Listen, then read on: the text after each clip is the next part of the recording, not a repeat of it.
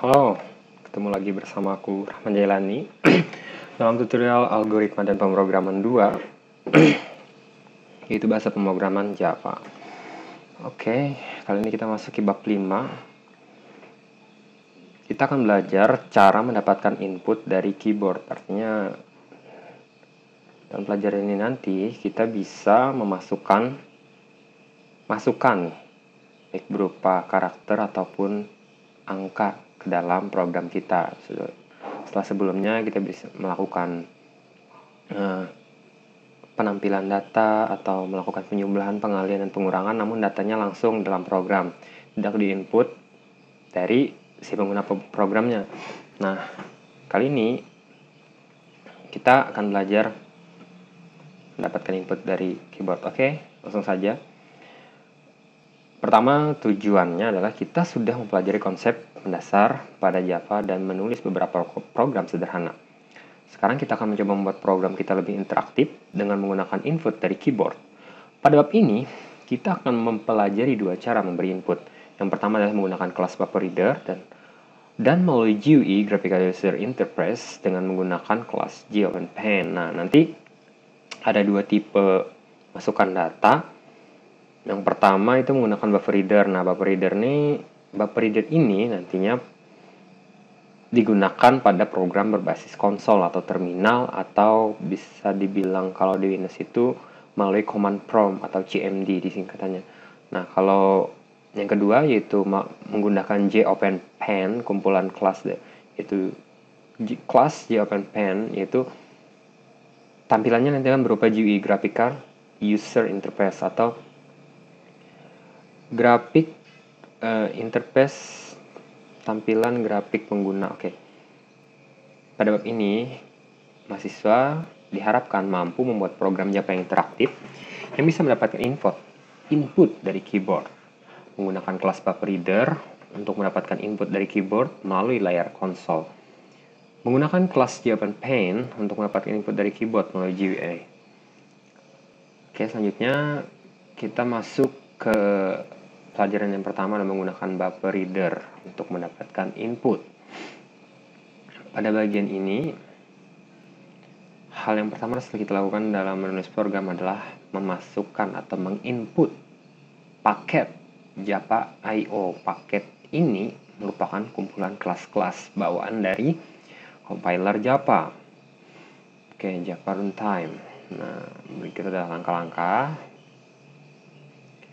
Tambahkan di bagian paling atas kode dengan import Java I/O. Oke, terlihat ini. Nah, ini program yang sudah saya buat. Ya. Ntar Java I/O, BufferReader. Ini kelas-kelas yang kita perlukan untuk membuat input pertama. Masukkan import java.io, tambahkan statement. Nah, reader. Tambahkan statement BufferReader data in sama dengan new BufferReader dalam new input stream reader system .in. Oke. Public class-nya get input from keyboard. Deklarasikan variabel string temporer untuk mendapatkan input dan gunakan fungsi readline untuk mendapatkan input dari keyboard. Kita harus mengetikkannya di dalam blok try catch. Nah, oke.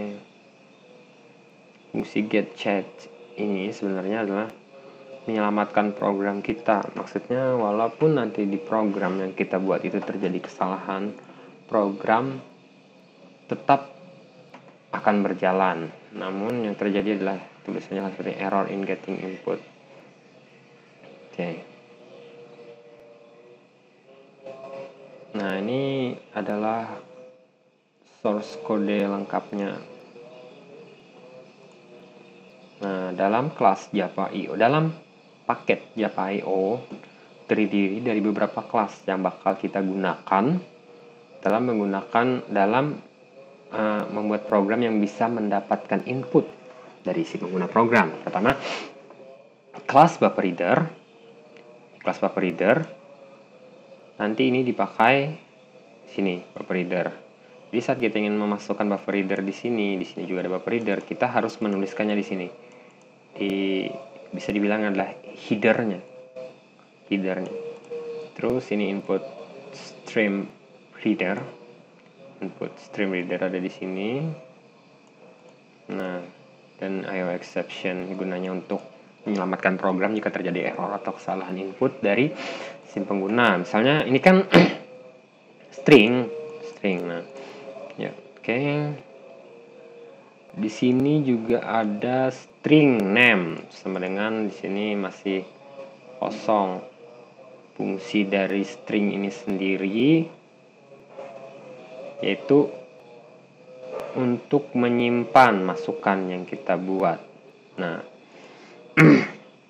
jadi saat kita memasukkan data di sini, kita mengetik kata atau kalimat di sini, nanti ini akan disimpan di variabel name ini yang tipe datanya string. Nah, nanti name ini akan dipanggil pada printnya atau tampilannya saat kita ingin menampilkan.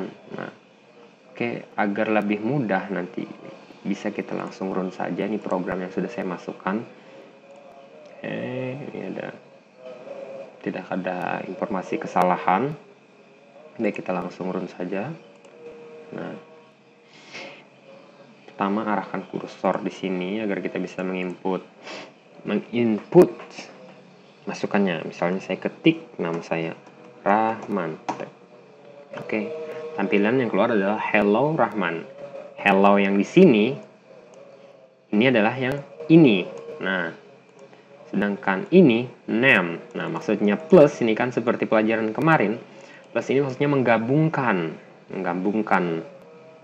string atau apapun masukan baik berupa teks langsung yang ingin kita tampilkan atau melalui variabel. Nah, kita beri tanda plus, lalu di sini juga ada string tanda seru, tampilannya ada di sini. Nah, ini posisinya name ini diambil dari sini. Nih, string nih. Nah,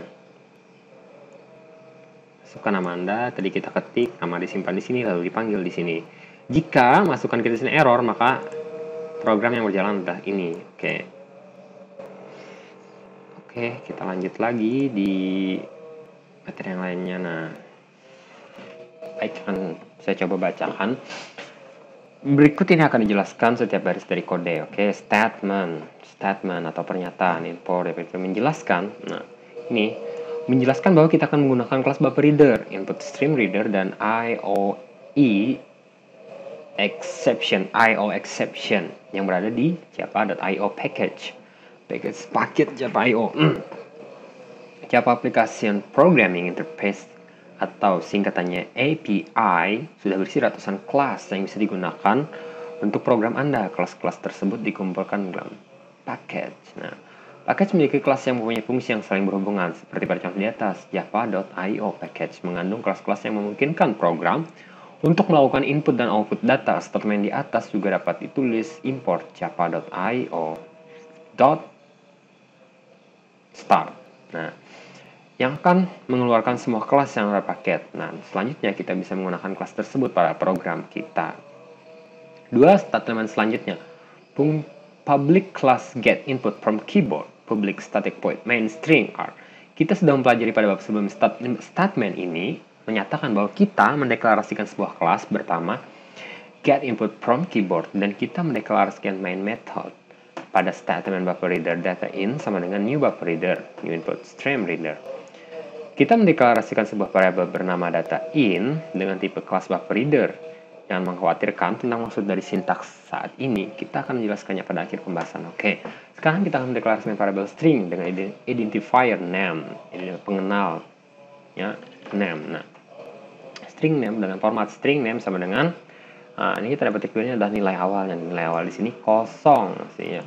Statement di atas merupakan tempat untuk menyimpan input dari user. Nah, seperti saya jelaskan tadi bahwa saat kita memasukkan input, maka inputan kita tadi akan tersimpan di string name ini tadi, nah, di variable name yang formatnya string. Oke.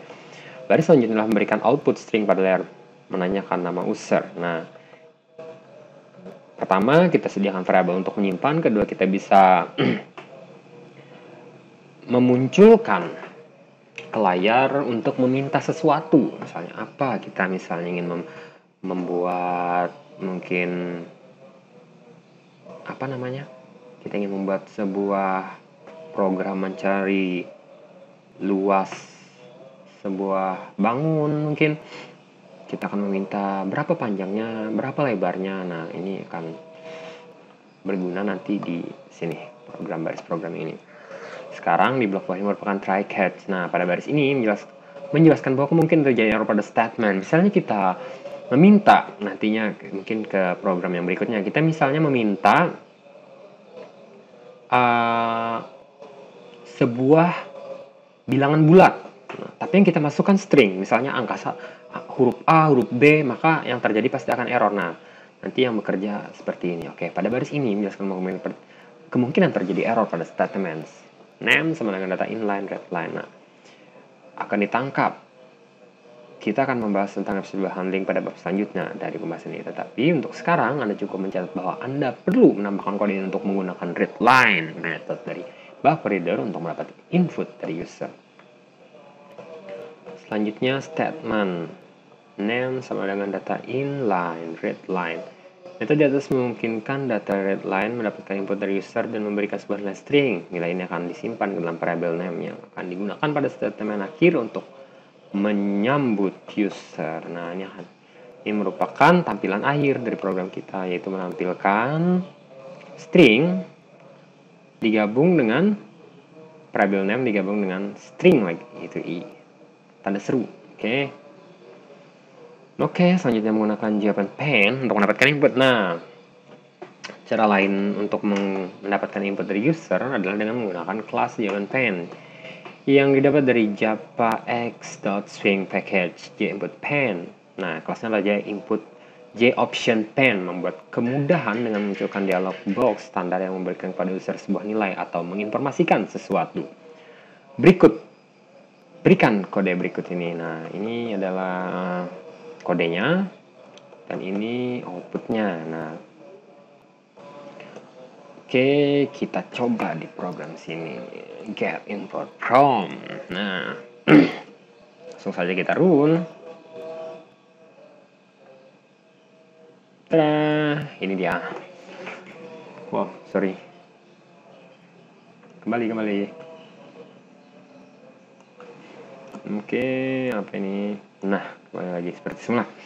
Masukkan nama Anda. Nah, oke, bentar. Kita jelaskan dulu, cancel dulu 00 sama kosong.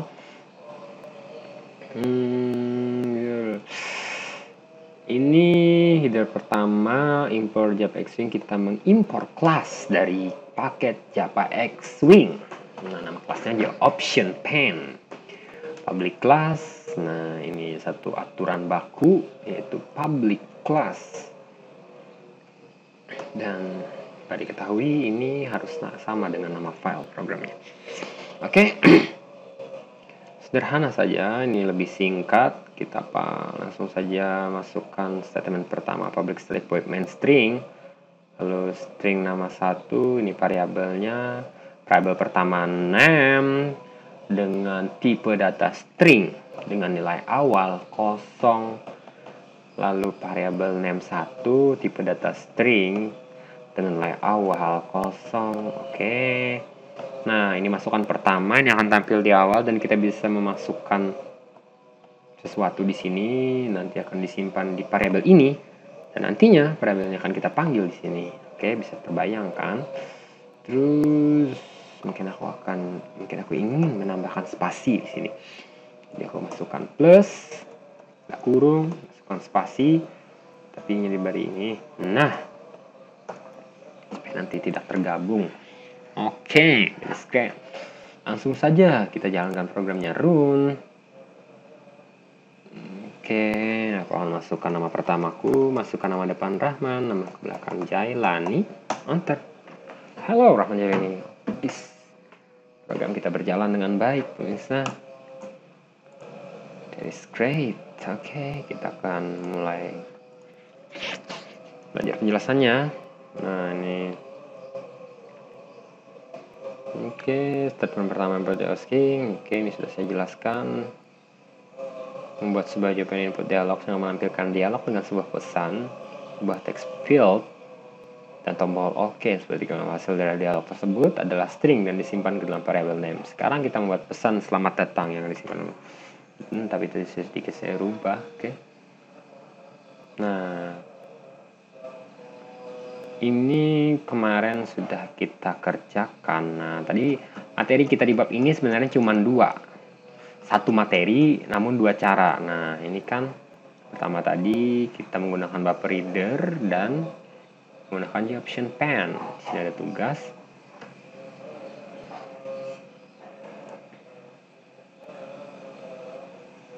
Oke.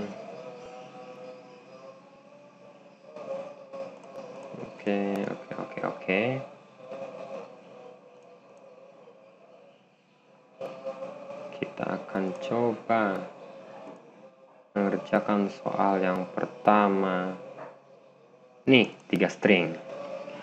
Soal yang pertama ini dalam bentuk konsol ya. Langsung saja kita run. Ya, ini enter word 1. Aku akan masukkan kamu salah men. Masuk itu di sini. Makanya kursornya diarahkan dulu. Kamu memang benar. Cek. Kamu memang benar yang ditampilkan. Oke. Sebenarnya ya logikanya seperti saat kita meminta satu masukan, maka yang kita masukkan satu variabel saja dan satu permintaan. Jika kita ingin masukkan 2, tinggal di copy saja sistem outprint. Namun sebelumnya kita beri dulu variabelnya di sini dengan tipe data string, lalu nanti akan kita panggil di sini. Please enter name. Oke, please word, enter word. Ini untuk kata pertama, kata kedua, kata ketiga. Nah, di sini akan penggabungannya. Oke. Jadi kata pertama, kata kedua, dan kata ketiga yang kita masukkan itu nanti digabung dan di print di sini, di print atau ditampilkan di sini. Oke, ini tugas yang pertama. Terus tugas yang kedua ini memasukkan apa tadi? Kata terakhir menggunakan tanyakan 3 kata namun sama sebenarnya dengan yang pertama, tapi akan saya coba di sini. Oke.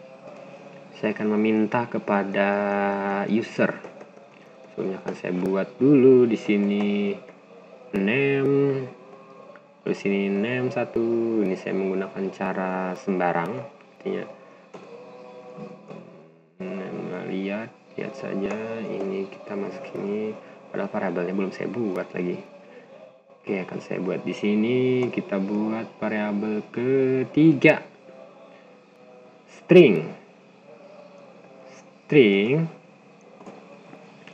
name 2 dengan nilai awal.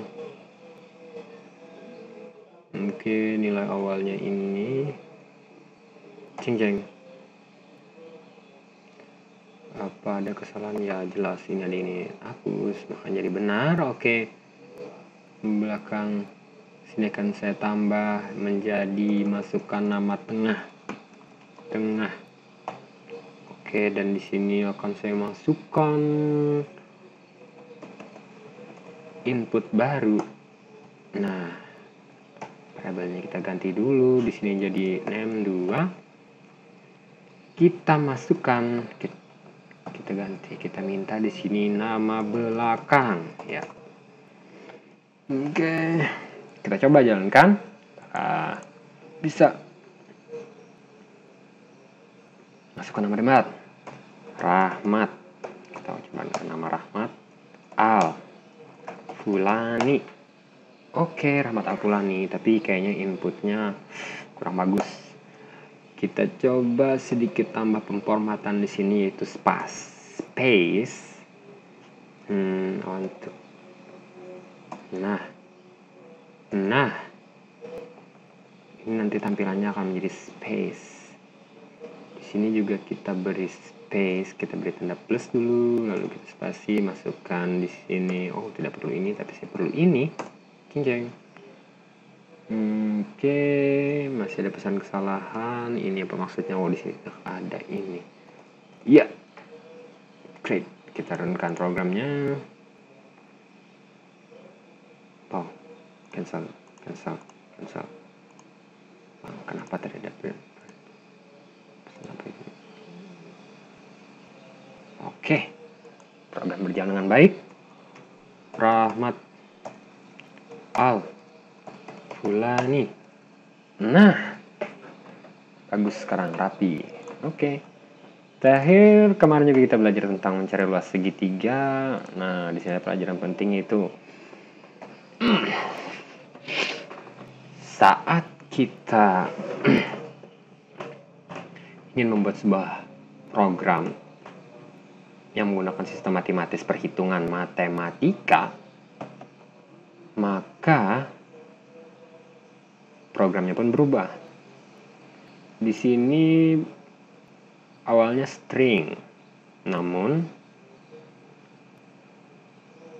jika sebuah angka itu format variabelnya ada string, otomatis angka tadi tidak bisa digunakan dalam perhitungan matematis. Dia tetap akan menjadi string, menjadi sebuah huruf. Oke, makanya di sini ada perubahan perintah. Bukan perubahan format variabel. Perubahan tipe data maksudnya. Nah, di awal variabel alas dideklarasikan dengan tipe data string. Nah, otomatis ini akan bisa digunakan dalam perhitungan matematis. Nah, di sini kita menggunakan perintah integer. Kita menggunakan perintah parseInt. ParseInt maksudnya merubah yang awalnya di sini string, tipe datanya berubah menjadi variabel. Nah, langsung saja kita input. Kita jalankan programnya. Oke. Kita masukkan 10. Ya, 2 segitiga ada 50. Setengah dikali 10 dikali 5. Setengah dikali 10 dikali 10 sama dengan 5 dikali 10. Hasilnya adalah 50. Oke. Thank you. Mungkin ini saja yang dapat saya sampaikan pada malam hari ini. Semoga ilmu yang kita dapat dari pelajaran dan tutorial malam ini bermanfaat bagi kita semua. Amin. Sampai jumpa.